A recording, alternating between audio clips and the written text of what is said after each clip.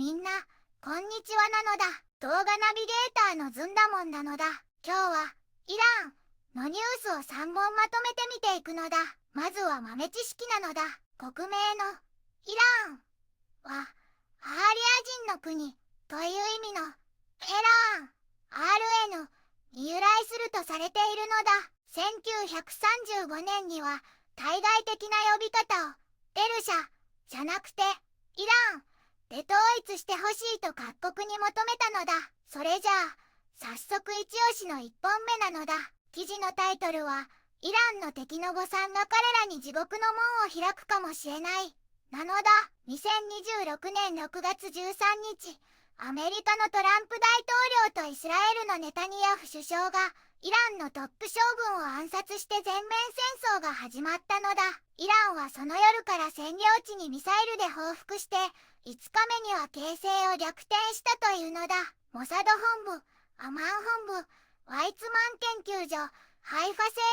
油所などが破壊、損傷して合計6万5千棟以上の建物に被害が出たとされているのだ。戦争は12日で停戦したけど、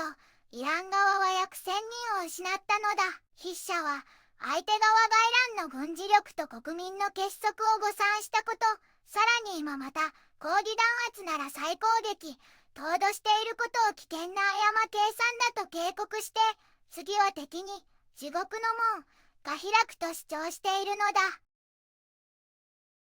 イランは西アジアにあり、首都はテヘランなのだ。古代ペルシアの長い歴史を持ち、1979年のイスラム革命以降は最高指導者と選挙で選ばれる大統領が並立するイスラム共和国なのだ。人口は約8500万で、石油、天然ガスや製造業、ペルシャ絨毯や歯科、建築といった文化が豊かなのだ。現在は核開発問題や経済制裁、国内の市民運動が国際的に注目されているのだ。一つ目のニュースなのだ。イランの敵の誤算が彼らに地獄の門を開くかもしれないという記事なのだ。2026年6月13日、アメリカのトランプ大統領とイスラエルのネタニヤフ首相がイランのトップ将軍を暗殺して全面戦争を始めたのだ。イランはその夜から占領地にミサイル報復を行い、5日目には形勢を逆転させ、モサド本部やアマン本部、ワイツマン研究所、ハイファ製油所などを破壊、損傷し、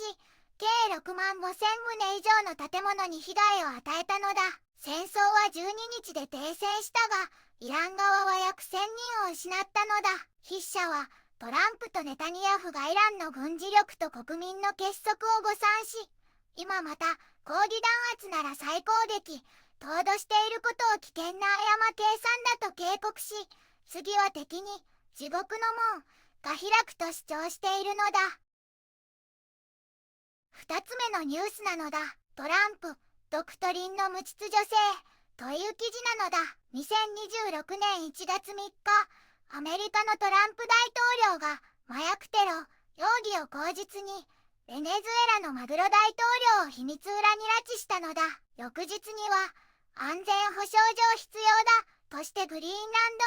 ド併合の意欲も再表明したのだ。筆者はこれは3030億バレルとされるベネズエラの世界最大級の原油利権を狙った新植民地主義であり、国連憲章2条や主権を踏みにじるトランプ、ドクトリンだと批判しているのだ。ラテンアメリカだけでなくヨーロッパも標的になり得るとして、ポーランドのトースク首相の欧州は団結しないと終わりだという警告を紹介し、EU は今こそ目を覚ますべきだと訴えているのだ。3つ目のニュースなのだ。トランプの帝国的影響力、ラテンアメリカからグリーンランドまでという記事なのだ。この記事はアメリカのトランプ大統領がベネズエラのマドゥロ大統領を拉致した軍事作戦の後に、ラテンアメリカ諸国やグリーンランドにまで威嚇を広げていると批判しているのだ。トランプ氏はコロンビアのペトロ大統領を病人と侮辱し、軍事行動も良さそうと示唆し、メキシコを麻薬の通り道として一方的に非難し、キューバは崩壊寸前と政権転覆を匂わせたのだ。さらにグリーンランドストック構想まで繰り返し、安全保障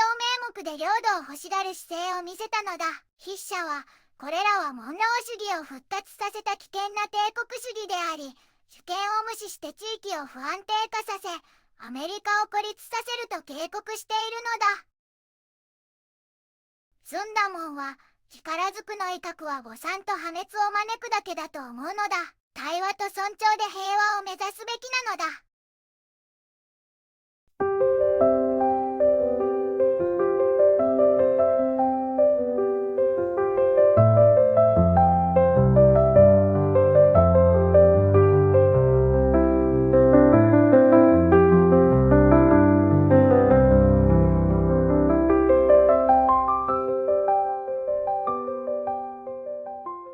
こんにちはなのだ。この番組では世界のあまり知られていない国や地域からちょっと不思議でちょっと感動するニュースをお届けするのだ。日本ではあまり話題にならないけど、世界には僕たちが知らないままの出来事や優しさや驚きに満ちた物語がたくさんあるのだよ。テレビでもネットでもあまり見かけない。けれど本当はもっと伝えられるべき小さな世界の声。そんな声を僕と一緒に見つけに行くのだ。さあ、一緒に知られざる世界の旅を始めるのだ。